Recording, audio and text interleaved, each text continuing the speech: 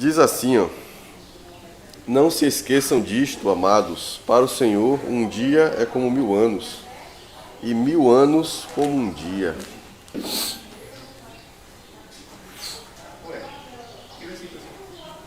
Segunda Pedro 3:8. Não se esqueçam disto, amados. Para o Senhor, um dia é como 1000 anos, e 1000 anos é como um dia. Sua versão é na linguagem de hoje? Não, É NVI, né? Normalmente a gente pensa, né? Nesse versículo, como se... Eu digo isso porque eu já pensei isso há algum tempo de minha vida, né? Como se a eternidade de dias para Deus não fosse nada, né? Mas ele não é bem isso que ele diz. Ele diz que um dia é como 1000 anos, e 1000 anos como um dia. Normalmente a gente pensa apenas em 1000 anos como um dia, como se passar 1000 anos para Deus fosse passar pouco tempo. Mas quando ele diz assim, ó, um dia é como 1000 anos e 1000 anos é como um dia, isso é um paradoxo, né? Não tem como você tentar racionalizar isso como sendo um tipo de passagem de tempo diferente para Deus. Não é como se o tempo para Deus passasse de modo diferente. O fato dele ser eterno, né? Ele não sente o tempo passar, por assim dizer, né? Mas não é isso que ele está dizendo, na verdade. Uma boa interpretação disso é que, na verdade, para Deus não existe tempo. Um dia não é nada, mil dias ou 1000 anos também não é nada, simplesmente o tempo não existe, né? A gente está acostumado a pensar em Deus, o próprio Pedro fala, né? Não sei se na primeira ou na segunda carta, quando ele diz: Deus nos escolheu de acordo com sua presciência, né? Presciência quer dizer que do passado ou do presente a gente está vendo o futuro. A gente acha que Deus é assim, que Deus vê o futuro. Mas Deus não vê o futuro. Ele simplesmente vê a realidade de uma vez só. Não existe passado, nem presente, nem futuro para Deus, né? Tem o Geninho exemplificando isso. Quando você está vendo lá os frames de um vídeo, aí é como se ele estivesse vendo todos os frames do mesmo vídeo. Exatamente. Tudo na tela, tudo junto ao mesmo tempo agora. Diga, pessoal.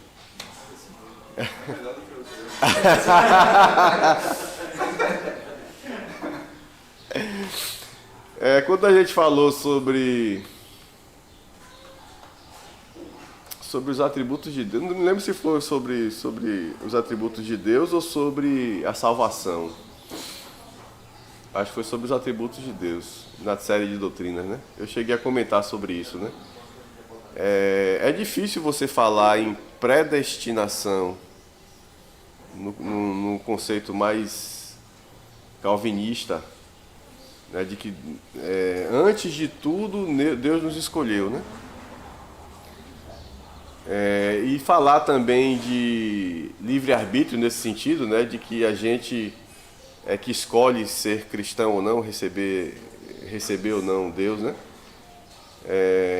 Os batistas dizem: na sua presciência, né, Deus nos escolheu, e de algum modo misterioso a sua autonomia, né, está em harmonia com o livre-arbítrio, né? Com o fato do ser humano aceitar ou não a graça, né?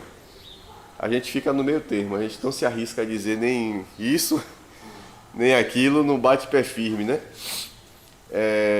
Mas se você pensar, né, a predestinação, tentar imaginar a predestinação do ponto de vista da eternidade, é complicada de você dizer assim: Deus escolheu antes, porque para Deus justamente não existe o antes, né? Eu sempre penso nisso como um paradoxo, né? Deus nos escolheu porque sabe que a gente vai aceitar, e a gente aceita porque antes de tudo Deus nos escolheu. É um loop infinito que a gente não consegue. Na verdade, a gente tem que admitir a nossa incapacidade de compreender certos princípios teológicos, né?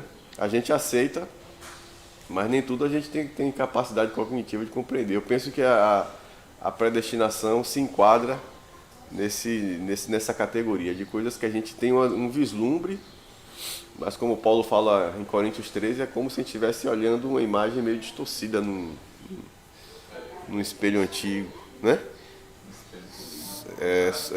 Um espelho de metal, né? Só quando o que é eterno voltar é que essas coisas vão ser Você já pensava no expostas. espelho? Não.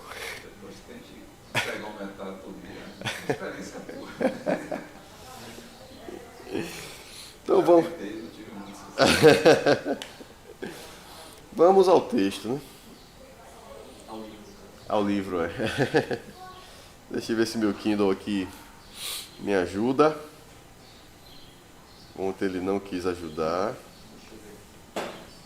Hoje parece que ele não está querendo também. E às vezes também eu não sei se é o Kindle ou se é o próprio celular. É o que? Tem o tempo e além do tempo. É, o tempo e além do tempo. Fez os três.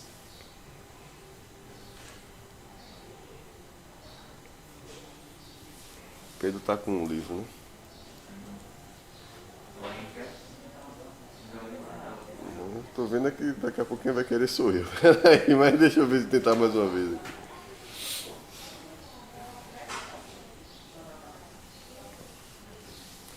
Pedro, Aqui fala que porém o dia do Senhor chegará como ladrão, está falando no final dos tempos. Eu estou ouvindo muito falar que a gente está no princípio das dores. O que é que vocês acham? ó, a minha visão, eu sou, Que a gente já está vivendo o princípio das dores. eu sou, pela minha análise da história e da história da igreja, eu tento a uma posição amilenista, né? E várias vezes os apóstolos nas cartas eles falam, nós já estamos vivendo os últimos dias, né? Desde que Jesus Cristo, para mim, a forma como eu enxergo a história da igreja e leio essas passagens é que quando Jesus Cristo voltou para Deus, para o Pai, a gente começou os últimos dias. O que é que a Bíblia, o que é que o próprio Jesus fala? Que ele virá como a mulher, a volta de Cristo será como, a volta do Filho do Homem será como as dores de parto. Como são as dores de parto, você que já pariu? Não tive, foi cesárea. Foi cesárea? Eu queria contar com sua experiência agora. Mas umas experiências que eu já vi, né? Rose também não teve dor. Ela teve até contração de Pedro, mas por causa do peso de Pedro e tal, que o ultrassom indicou, acabou fazendo cesárea. Ela teve contração, mas não teve dor. E a experiência que ela tinha era que contraía, começava a contrair, e aí relaxava. Aí as contrações vinham, uma frequência maior, depois relaxava. Mas ela estava desde o dia anterior, Pedro nasceu dia 23, desde o dia 22... Pedro já nasceu 7 horas da noite, desde a manhã do dia 22 que ela já estava nesse processo. Então, e aí à medida que vai chegando perto da hora do parto, o intervalo entre as contrações diminui, né? E o que é que você vê na história da igreja? Perseguição e crescimento. Perseguição e crescimento. A igreja cresce e se desvia. Começa a perseguição, a igreja é obrigada a viver na clandestinidade. A igreja volta para a tradição dos apóstolos, né? E aí a igreja passa a influenciar a sociedade de certa forma aceita o cristianismo, a igreja tem um período de paz, cresce, aí se desvia da doutrina de novo, aí vem perseguição de novo. Eu acho que a gente está vivendo o início de um desses períodos de contração. Se esse período de contração já é o do parto, ninguém sabe. Por isso que a Bíblia fala, ninguém sabe. Alguém sabe. Ninguém vivo. Por isso que a Bíblia fala, ninguém saberá. Mas é isso, os sinais vão e vêm. Por quê? Porque o objetivo é que você justamente não saiba. Por isso que está escrito, ninguém sabe. Se a Bíblia está dizendo, vai acontecer isso, isso e isso. Né? Aí eu já sei, aconteceu isso, aconteceu aquilo, Jesus Cristo vai voltar. Aí o que é que ele faz? Ainda não é agora. É só uma das contrações para o parto. Quando o parto vem mesmo, quando Jesus Cristo vai voltar ainda, não tem sinal que nos diga, porque a própria Bíblia diz que ele virá como ladrão, ou seja, ninguém vai esperar. Mas o povo diz que todos os sinais já foram cumpridos. Exatamente, todos os sinais já foram cumpridos, ele ainda não voltou. Isso é um mistério. A gente tá vivendo os últimos tempos, na minha opinião, e alguns teólogos, obrigado, Vadir. Alguns teólogos concordam, na verdade não é uma opinião minha, né? Eu li algumas coisas e concordo com quem se posicionou dessa forma. Nós já estamos vivendo os últimos tempos desde que Cristo voltou. E quando a Bíblia fala assim, ó, ele virá como um ladrão. Se eu sei, ó, roubou o vizinho da rua de baixo. Roubou o vizinho da rua de cima. Roubou o vizinho do meu lado. Eu estou preparado para o ladrão. Né? É se preparar, né? Eu estou preparado, porque a qualquer momento ele vem na minha casa. A qualquer momento ele vem na minha casa. Então como é que a Bíblia diz que ele vai dar sinais e ao mesmo tempo a gente não vai saber? Aí aquele princípio da hermenêutica, né? A própria Bíblia se interpreta. Então num ponto a palavra diz, ó, tem sinais.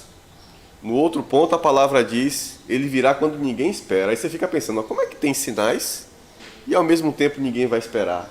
Se ele dá o sinal, eu vou começar a esperar, mas depois ele vai dizer que eu não vou estar esperando quando ele voltar. Aí em outro ponto ele diz, ó, é como as dores de parto. Para mim isso é a chave hermenêutica para a gente entender esse contexto. Vem como dores de parto. Então vai estar todo mundo banhando na hora.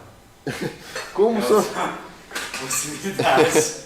Como são as dores de parto? As dores de parto vão e vêm. E no final das contas a mulher fica sempre na expectativa de dar a luz, mas às vezes não é a hora. Quando vem mesmo, aí vem para acabar com tudo. Né? Então, o momento que a gente está vivendo é esse. Para mim é mais um período de contração. Se esse período de contração é o último, e depois desse período de contração a criança chega, eu não sei dizer. Eu gosto muito da ideia do Fred vendido. Não é uma coisa. É coisa de gostar. Então, assim, eu resumo algumas coisas na minha cabeça muito simples. Eu acho que por causa da minha limitação em aprender algumas coisas, eu tento simplificar na minha cabeça. Então, para mim, eu penso assim, bom, eu tenho que estar preparado o tempo todo. E se ele voltar, eu quero estar no bolo. A ideia é essa. A gente não sabe nem se a gente já morreu hoje, às vezes a gente fica nessa questão de quando Jesus Exatamente. voltar, porque... O pastor tocou no ponto fundamental. Quando ele vai voltar não é importante. É verdade. Não é importante quando ele vai voltar, porque você não pode se preparar só porque está na expectativa. Na verdade, por que ele disse assim, ninguém sabe? Para a gente não relaxar. Senão a gente ia deixar como 10 dias antes, 5 Não, vamos começar numa casa aqui. E essa discussão da volta, nas primeiros anos, o apóstolo Paulo precisou ensinar a igreja das nossas, porque eles tinham certeza que Jesus estava voltando. Então, começou a Naqueles dias, né? Naqueles dias. Os irmãos começaram a morrer, assim, e agora o que vai acontecer com esses que estão morrendo? Por que vocês estão morrendo? O que vai acontecer com esses? Você não disse que Jesus estava voltando? Precisou e falou assim, olha, é a única carta que fala a respeito da volta de Cristo, como vai ser, né?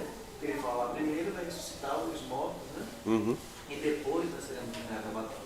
Porque a igreja estava naquela expectativa. Exato. Que ia acontecer naquele. Quando a gente lê, inclusive, aquele trecho de Atos, né, em que eles venderam as coisas e tinham tudo em comum, é porque eles foram morar juntos na expectativa de que Jesus Cristo ia voltar a qualquer momento naqueles dias.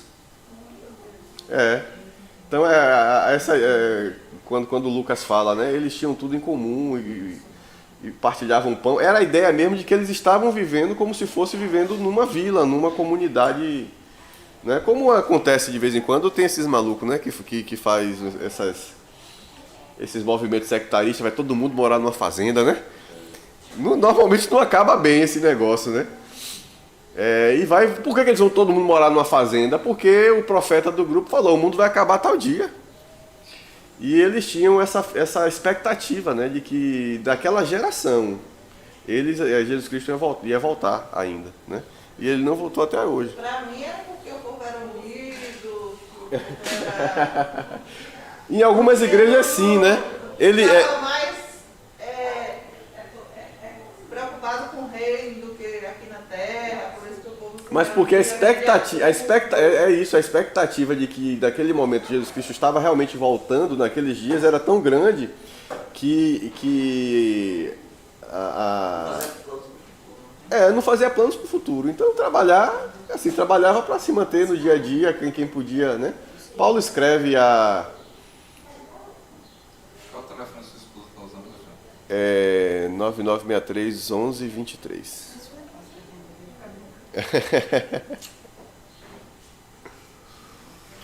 Eu fico imaginando os irmãos que viveram na época da Segunda Guerra Mundial. Acho que todo mundo tinha certeza ali que Jesus estava voltando. E até hoje, quando eu olho para aquele período assim, eu fico imaginando, né? Quem estava sendo bombardeado, quem estava... Acho que o cara assim, não, aqui são os últimos dias mesmo e acabou. E a queda do Império Romano, né? Sim. Na época o Império Romano já existia a Igreja Católica. Então a igreja já estava consolidada no Império e os bárbaros saíram invadindo, destruindo tudo, né? Então um império que demorou 1000 anos cair, né?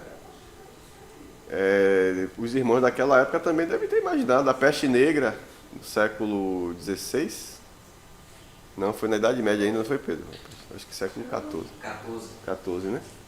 Se a gente for voltando assim, né? Várias coisas para o pessoal que teve aquele período da invasão de Jerusalém, da queda de Jerusalém, anos 70 depois. O pessoal tem pensado ali, é agora.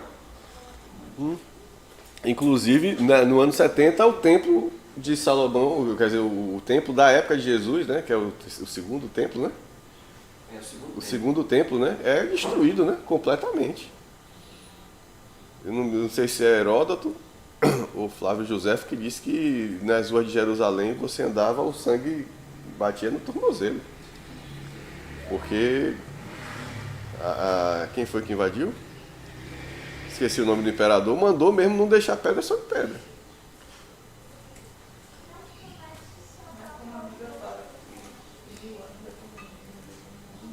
É isso. E é sobre isso que a gente vai falar hoje, né? A concepção de tempo que a gente tem não se aplica a Deus, né? E hoje a ciência, a cosmologia mostra isso pra gente, né? Primeiro, a relatividade mostrou que o tempo não era tão confiável quanto a gente imaginava. Que a gente sempre pensa no tempo de uma forma linear, né? Um segundo é um segundo, um minuto é um minuto, uma hora é uma hora. Não tem margem de negociação, né? Talvez aqui no Brasil tenha, né? A gente marca às 8, né? Esperando começar às 8h30. A gente já marca para atrasar, né? Mas o tempo em si não tem margem de variação, né? O padrão de tempo hoje, se eu não me engano, é o decaimento do rádio. Atrasa 1 segundo atrasa 1 milésimo de segundo a cada 400 anos. Imagine se é preciso, né? Mas a relatividade mostra que não é bem assim. O tempo não passa da mesma forma em qualquer lugar do espaço. Em alguns lugares o tempo passa mais devagar, em outros lugares o tempo passa mais rápido. E posteriormente, hoje mais recentemente, né? Quando você tenta juntar as duas grandes teorias, a teoria do macro, que é a relatividade, e a teoria do micro, que é a teoria quântica, quando você tenta escrever uma equação só, que descreva o micro e o macro ao mesmo tempo, ninguém conseguiu fazer isso ainda, mas as tentativas mostram que a primeira coisa que desaparece das equações é o tempo. Quando você vai fazer, né, resolver aquelas equações, tem x que você corta, né? Corta o x de cima com o de baixo, cancela. Primeira coisa que some na equação, numa possível equação geral é o tempo. O que é que a matemática está dizendo para a gente? Que o tempo não é uma entidade real. Não é algo que exista de fato. certo? A gente percebe o tempo porque a gente vive sob o domínio do tempo. Mas o tempo não é uma realidade como é a matéria, como é a energia. A energia e a matéria existem em qualquer lugar do espaço, o tempo não. Quando a gente vê essas conclusões científicas, né, com um ponto de vista teísta, né, teísta cristão, aquele que acredita que o universo teve um início e que tem um criador para isso, o que é que a gente conclui? Que o tempo faz parte da criação. O tempo foi criado por Deus. Quando Deus disse, haja luz, né? Surgiu energia do nada, surgiu matéria do nada e surgiu o tempo do nada. Na nossa concepção de Deus, a nossa teologia diz que Deus transcende a criação, ou seja, Deus não está contido na criação, ele excede, ele não está submetido àquilo que ele criou. Se ele não está submetido àquilo que ele criou, e o tempo é uma criação, o espaço é a criação, a matéria é uma criação, então ele não está contido, não está submetido às limitações do espaço, nem às limitações da matéria, nem às limitações do tempo. Né? Ele está fora do espaço, ele está fora da matéria, ele está fora do tempo. Tudo isso é criação dele. Então, quando Pedro diz, um dia é como 1000 anos, mas ao mesmo tempo 1000 anos é como um dia, é que ele está dizendo, na verdade, não existe tempo para Deus. Ele não vê a história como uma sequência de fatos que saem do passado e caminham na direção do futuro.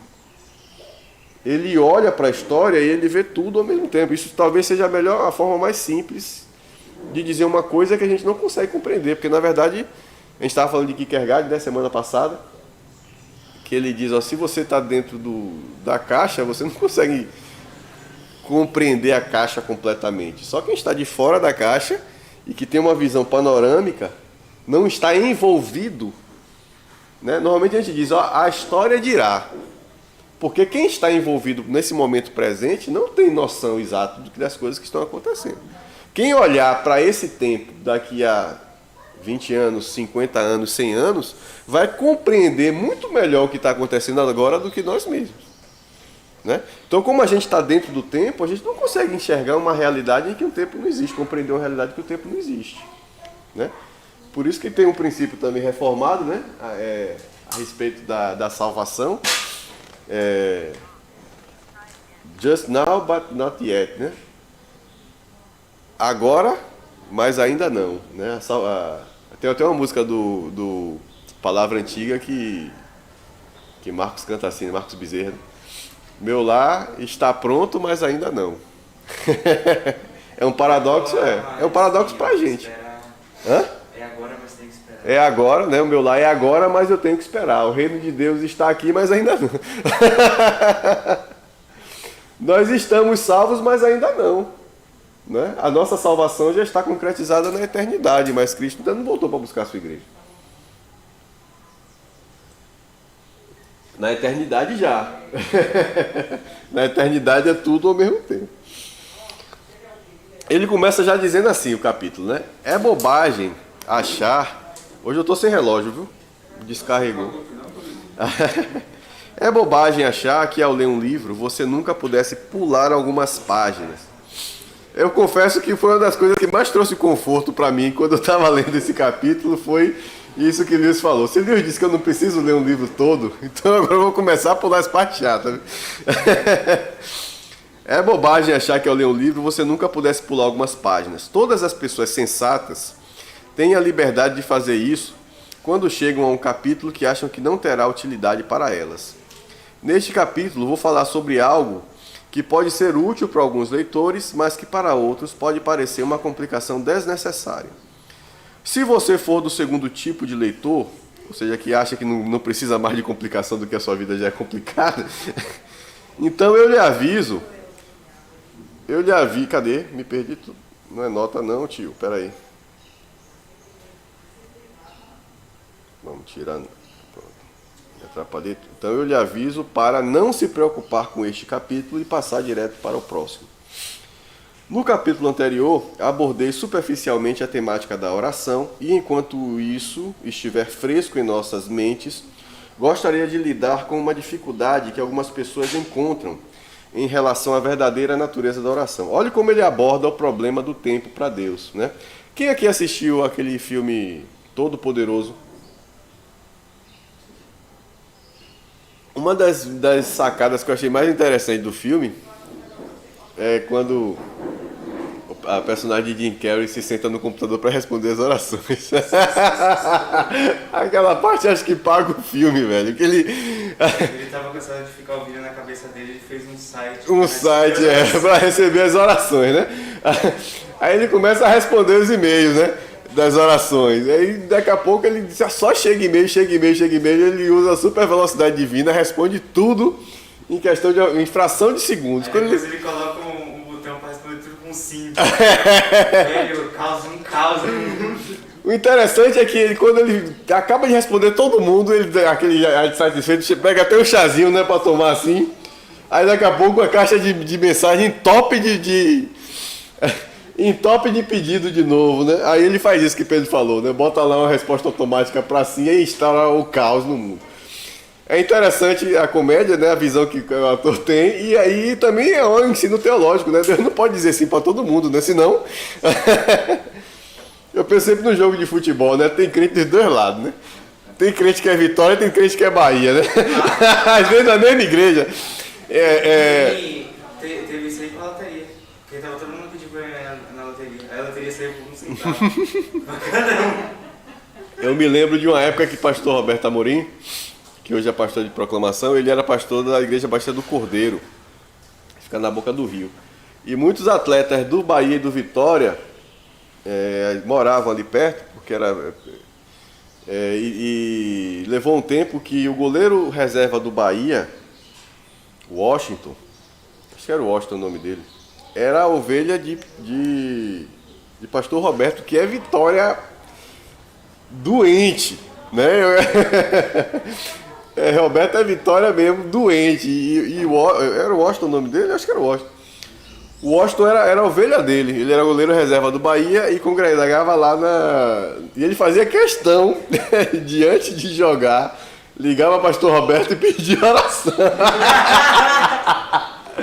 Meu pastor, estou indo para a concentração agora, ore por mim. E quando era Bavi, então... Estou indo para a concentração, ore por mim, Roberto. Tá desgraçado, vou orar por você. Mas não vou orar para o seu time, não. Vou orar para você jogar bem, mas para o seu time perder.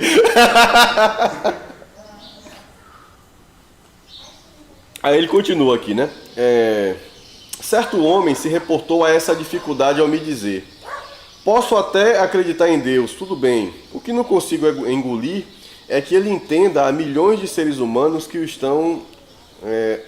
estão acionando ao mesmo tempo. E descobri que muita gente pensa assim. Agora, a primeira coisa a se notar é que a questão toda se resume à expressão ao mesmo tempo. A maioria das pessoas consegue imaginar Deus atendendo a um número infinito de solicitantes, desde que venham um a um e que ele tivesse um tempo infinito para atendê-los. É a visão da cena de Todo-Poderoso, né? Então você tem uma sucessão de pedidos e dentro de um espaço de tempo sequencial, né? Um tempo unidirecional, vai apenas em uma direção, vai e não volta nunca, né? Deus tem esse espaço de tempo para responder a todo mundo. Assim, o que está realmente por trás dessa dificuldade é a ideia de Deus ter de satisfazer muitas coisas em um só instante de tempo. Bem, isso, sem dúvida, é o que acontece conosco. Nossa vida acontece momento a momento. Um instante desaparece antes de o próximo surgir e cabe pouca coisa em cada um. O que a gente estava conversando no início, né? Será que existe presente? Porque assim que acabou de acontecer já é passado, né? É assim que funciona o tempo. E é claro que você e eu partimos do pressuposto de que essa série temporal, esse arranjo de passado, presente e futuro, não é simplesmente a forma como a vida ocorre, mas a forma como todas as coisas existem na realidade. Então, para nós que estamos imersos no tempo, a gente não consegue imaginar uma realidade em que não haja tempo, né? A gente não consegue, por exemplo, imaginar uma realidade em que o tempo passe diferente para a gente.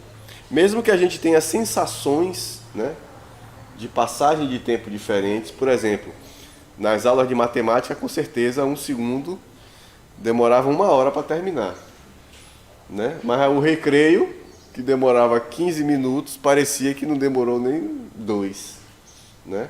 A forma como a gente se atenta para a passagem do tempo pode mudar, mas o tempo não foi diferente, foi o mesmo, você só percebeu ele de modo diferente. Mas existem regiões do espaço em que realmente o tempo simplesmente não passa. Provavelmente perto de um buraco negro, o tempo não passa. Não é que não exista tempo, é que ele não passa. Ele não, você vive o mesmo tempo o tempo todo.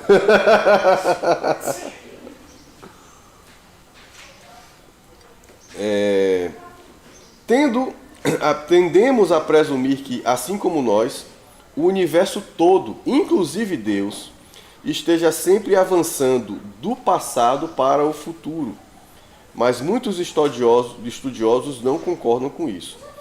Foram os teólogos que começaram com a ideia de que algumas coisas não estão sequer no tempo. Mais tarde, os filósofos passaram a assumir essa ideia e agora alguns cientistas estão seguindo o exemplo. Isso já é bastante consolidado na cosmologia, viu? É quase certo que Deus não exista no tempo, pois sua vida não consiste de momentos que se seguem sucessivamente. Se o tempo é uma criação de Deus e Deus não está limitado ao que ele mesmo criou, seria um contrassenso, né? Eu ser limitado pela minha criação, né? Então, de fato, o tempo para Deus não é um limitador.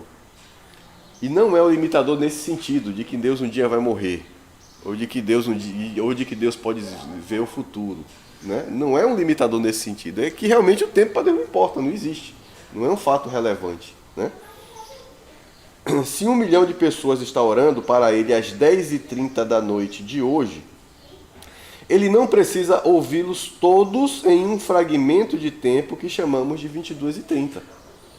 Essa hora particular, como toda e qualquer hora desde o princípio do mundo, será sempre presente para ele. Do início ao fim da história, para Deus, tudo é presente, não tem passado e nem futuro.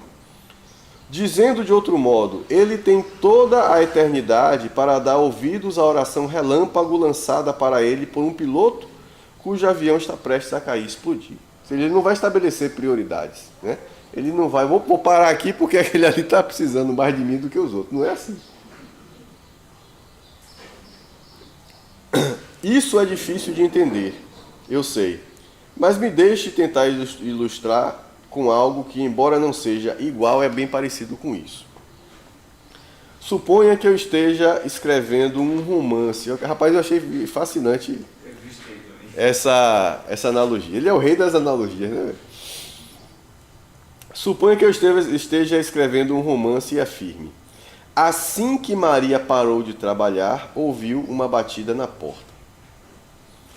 Para Maria, que vive nos tempos imaginários da minha história, não havia intervalo entre parar de trabalhar e ouvir a batida, né? Foi assim que ele escreveu. Assim que ela parou de trabalhar, ouvi a porta. Então, ato contínuo, né?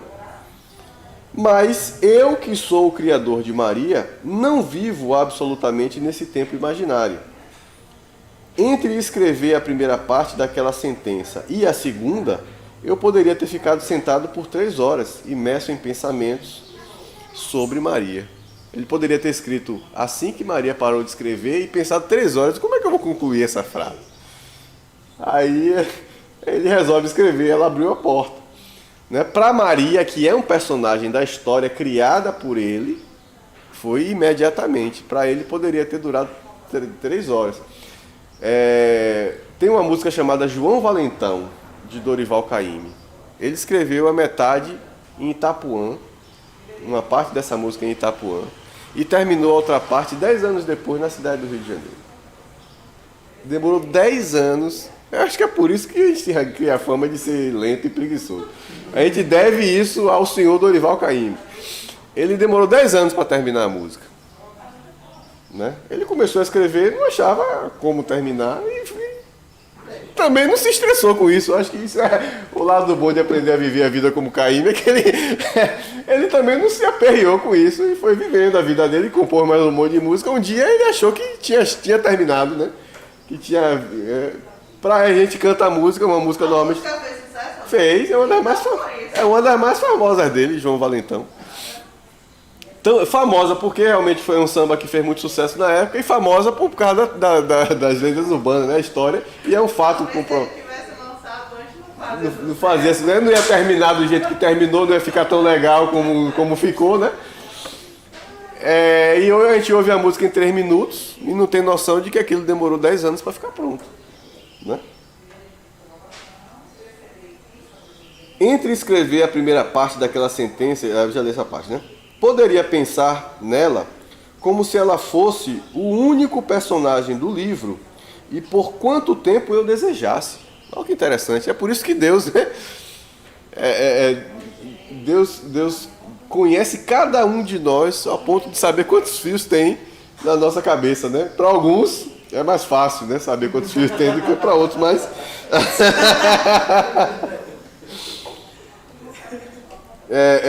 Deus nos conhece, né, individualmente, se relaciona com cada ser humano de forma individual. Então, durante essas 3 horas, né, ele podia ter 100 personagens no livro, mas durante essas 3 horas em que ele pensou que ia escrever depois da primeira sentença, Maria era o único personagem para ele. Quando eu comecei a escrever o roteiro, eu senti exatamente isso. Eu pegava uma cena específica que durava tipo um parágrafo, e aí eu passava, por exemplo, 2 dias, isso não é um exemplo aleatório, é uma narração específica, aí eu passei uns 2 dias pensando sobre esse parágrafo específico, como se fosse a história completa, entendeu? Claro que isso tem a ver também com o que eu quero que fique ruim, mas dá pra explicar. Eu lembro que quando eu estava lendo com meus amigos, o livro, que a gente passou por isso, aí eu falei que às vezes a gente pensa como se Deus estivesse lá de cima, olhando que para MD ali. E aí, Aline, como é que tá? Como se a gente fosse aquele formigueiro, né, de aquário, né? Isso. E Deus está lá olhando o que a gente está fazendo, aí vai cochilar às vezes e volta. Como é que tá dando? Vou pausar aqui rapidinho.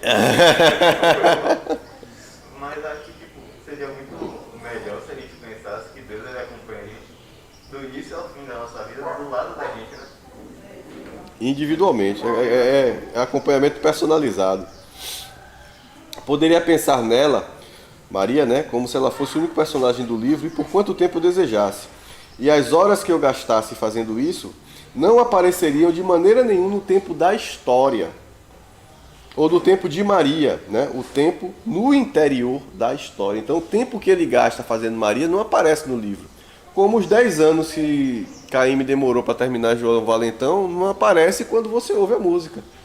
Em 2 minutos, 2 minutos e meio, 3, a música acaba, né? E aqueles 10 anos estão fora do tempo da música.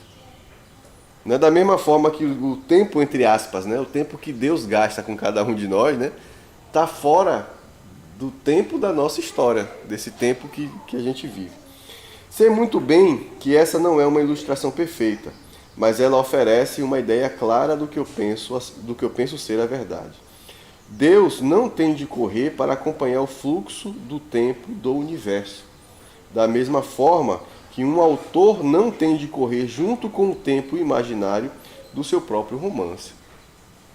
Deus tem uma atenção infinita para dedicar a cada um de nós e não nos trata como uma massa informe. Você está tão a sós com Ele quanto se fosse o único ser que Ele já criou. Quando Cristo morreu, Ele morreu por você individualmente, como se você fosse o único ser humano do mundo. Rapaz, é impressionante isso. Impressionante. A sacada que ele tem, né? E como ele faz uma analogia para a gente tentar entender a visão que ele tem disso é também uma coisa maravilhosa. Em boa linguagem gospel, é tremendo, né? O limite da minha ilustração é o seguinte. Nela, o autor sai da sequência temporal, a do romance, somente quando passa para outra sequência temporal, a real, né? Ou seja, ele só sai do tempo da história quando ele volta para o tempo normal dele. Mas Deus, conforme creio, não vive em nenhuma sequência temporal. Sua vida não é um driblar de vários momentos como a nossa. Para ele, por assim dizer, ainda é 1920 e já é 1960, pois ele é o próprio existir. Tem uma nota do autor aí, ó, só para a gente ter também uma noção do passado do tempo. 1960 para Lewis, na época que ele estava escrevendo esse livro, era o futuro, viu? Ele estava nos anos 50, quando ele estava escrevendo essa... Na versão de que eles colocaram 2060. Para mim está 1960, que foi o texto original, né? Então, para ele ainda era futuro. Para ele ainda era futuro isso aqui. Se você imaginar o tempo como uma linha reta ao longo da qual possamos viajar, então tende a imaginar Deus como a página toda em que a linha está traçada. Todos os pontos da linha são alcançados um a um. Nós, né, temos de deixar A para trás a fim de alcançar B. E não podemos atingir C enquanto não deixarmos B para trás. Deus, por sua vez, seja vindo de cima, seja vindo de fora ou de todo o redor, contém toda a linha e a vê por completo. Só voltando à questão da loteria, né? Normalmente a gente diz assim, ó, isso aí é loteria. A gente quer dizer isso aí só na sorte, ou acontece uma vez em 1 milhão de anos, né? Por que a gente usa essa expressão e por que a loteria funciona com esse mecanismo, né? Nessa dinâmica? Eu compro um bilhete, marco 6 dezenas e aí eu vou ter uma chance em 1 milhão de chances de ganhar. Isso só existe por causa do tempo. Essa probabilidade tão baixa só existe por causa do tempo, né? Porque a gente sorteia 6 números por rodada, ou 6 dezenas por rodada. Então, na rodada de hoje, o desenho, eu vou sortear 6 dezenas. Na da semana que vem, eu vou sortear as 6 dezenas de novo. O que ele está querendo dizer assim, o que ele está querendo dizer é o seguinte, ó. Se a gente fosse Deus, as 6 dezenas de hoje estão sendo sorteadas ao mesmo tempo que as 6 dezenas de amanhã, ou da semana que vem, que as mesmas 6 dezenas de todos os concursos que já existiram e vão existir no mundo. Ou seja, todas as pessoas têm 100% de chance de ganhar na loteria. Por quê? Das 99 dezenas, não sei, ou 100 dezenas que tem lá, todas elas uma hora vão ser sorteadas, né? Por que eu digo assim uma hora? Porque eu estou pensando passado, presente e futuro.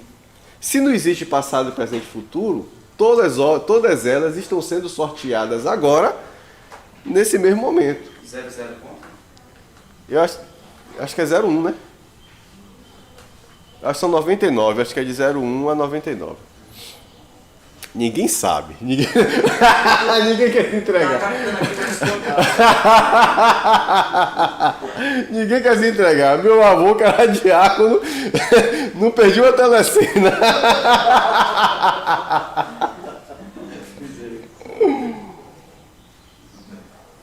Eu falava, meu vô, isso é loteria, vô. Não, rapaz, é título de capitalização. Mas de vez em quando eu achava lá umas mega-sena também lá nas coisas dele. Então o tempo, a loteria só funciona porque existe passado, presente e futuro. Hoje eu sorteio 6 dezenas, na próxima eu só vou sortear. Segundo o site aqui são 60. São 60 números, né? Então deve ir de 01 a 59, né? 51. Ah, é? Ah, bom, não vou fazer essas contas agora não, que eu estou sem tempo. Ou não. Nesse sentido, o acaso, né? Aqui, o improvável de acontecer, o estatisticamente improvável, só acontece no tempo. Se você estiver fora do tempo, não existe acaso. Não existe improvável. Não existe uma chance em 1 milhão. Porque todas 1 milhão de coisas acontecem ao mesmo tempo. Logicamente, o que é mais provável e o que é menos provável dentro do tempo tem a mesma probabilidade de acontecerem fora do tempo. Vale a pena tentar entender essa ideia, porque ela elimina algumas dificuldades aparentes do cristianismo. Antes de eu me tornar um cristão, uma das minhas objeções era a seguinte: os cristãos dizem que o Deus eterno, que está em todo o lugar e mantém o universo funcionando, um dia tornou-se humano. Olha só, um dia esse Deus se tornou humano. Muito bem. Então, dizia eu, como é que o universo todo continuou funcionando quando ele era um bebê ou estava dormindo? Como é que ele poderia ser Deus, que sabe de todas as coisas, e ao mesmo tempo um homem que perguntava aos seus discípulos: quem foi que me tocou? Uma referência à mulher com fluxo de sangue, né? Se ele é Deus e sabe todas as coisas, como é que ele não sabia quem foi que tocou? Engraçado, ele sabia que saiu virtude, mas não sabia quem foi a pessoa que tocou nele. Você vai notar que o pulo do gato está nas palavras que se remetem ao tempo, quando ele era um bebê, né? Quando é uma referência, é um advérbio de tempo. Como ele poderia ao mesmo tempo? Em outras palavras, estava partindo do pressuposto de que a vida de Cristo, enquanto Deus estava no tempo,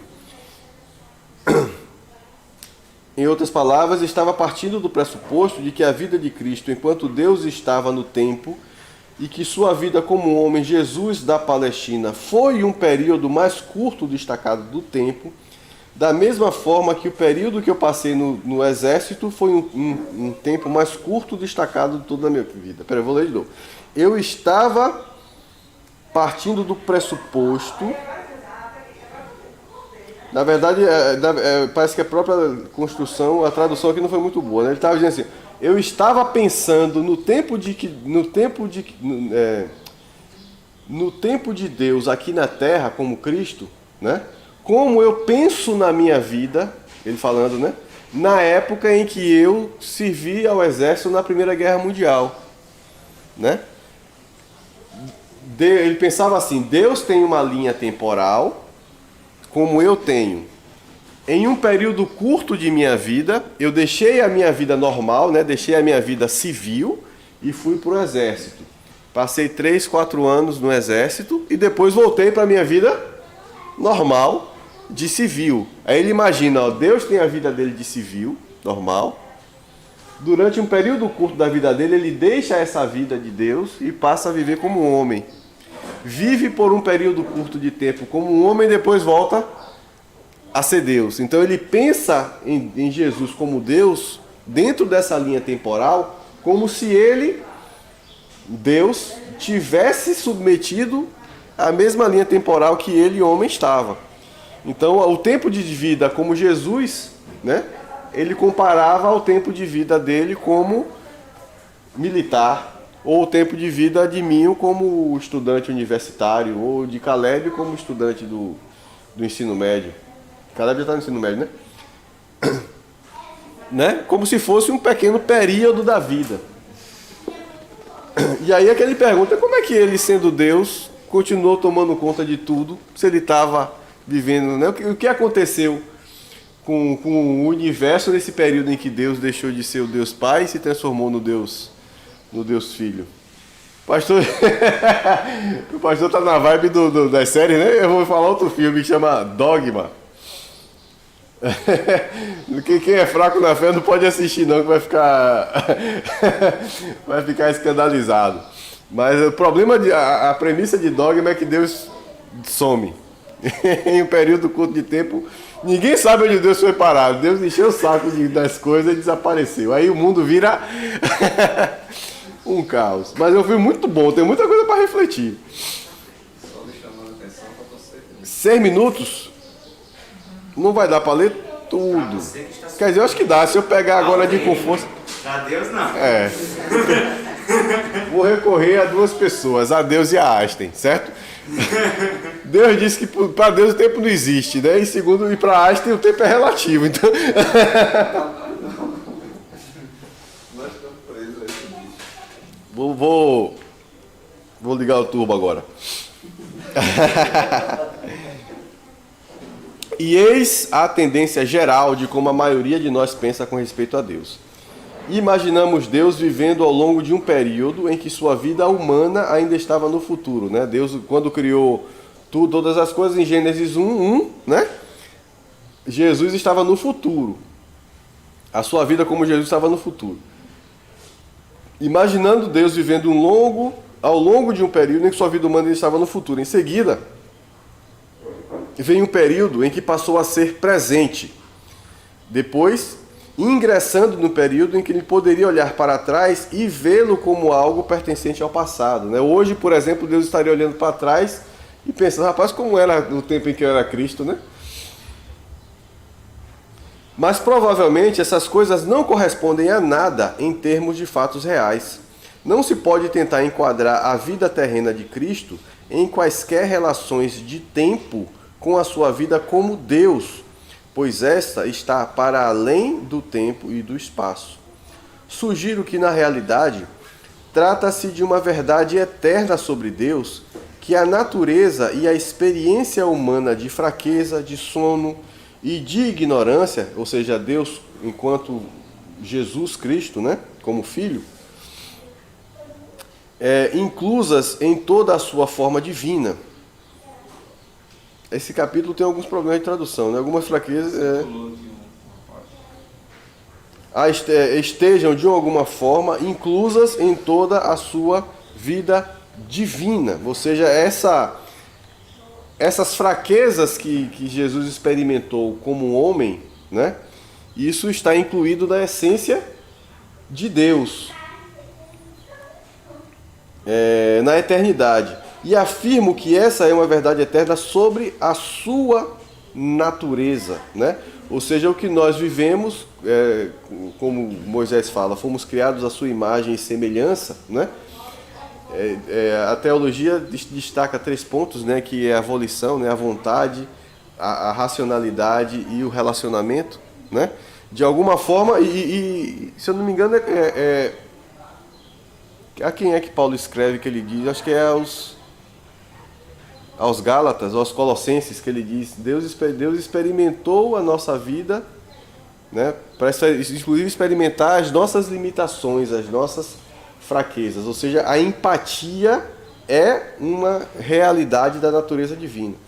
E afirmo que essa vida humana em Deus é, do nosso ponto de vista, um período particular na história do nosso mundo, do ano do nascimento de Jesus até a sua crucificação. Portanto, imaginamos que também seja um período da história da existência de Deus.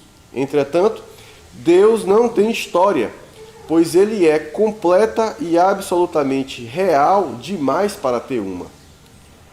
Eu li rápido demais, né? O que é que ele está dizendo aqui? A gente pensa no período em que Jesus esteve na Terra como um período da história de Deus. Na verdade, aquele é um período da nossa história, mas não um período da história de Deus, porque Deus não tem história nesse sentido, de passado, presente e futuro. Ele não percebe a realidade como a gente percebe. Ele está dizendo também, nós estamos percebendo apenas parte da realidade, mas Deus é a realidade completa. E ele vai explicar melhor agora. Até porque, certamente, ter história significa perder parte da nossa realidade. Olha que coisa mirabolante que ele inventou aqui. Porque ela já deslizou para o passado. O que a gente falou, o que a gente acabou de fazer já é passado. E não ter ainda a segunda parte, porque ela ainda está no futuro. Na verdade, ter história é não ter nada além de fragmentos do presente que se vão antes de você poder falar sobre ele. Aqui é uma noção de tempo. O tempo passa tão rápido que aqui você não pode falar sobre o que está acontecendo enquanto ele acontece, porque quando você começa a falar dele, aquilo já passou. Então, ter história é ser menos real, porque eu não estou mais falando do que é real, eu estou falando de alguma coisa que não existe mais.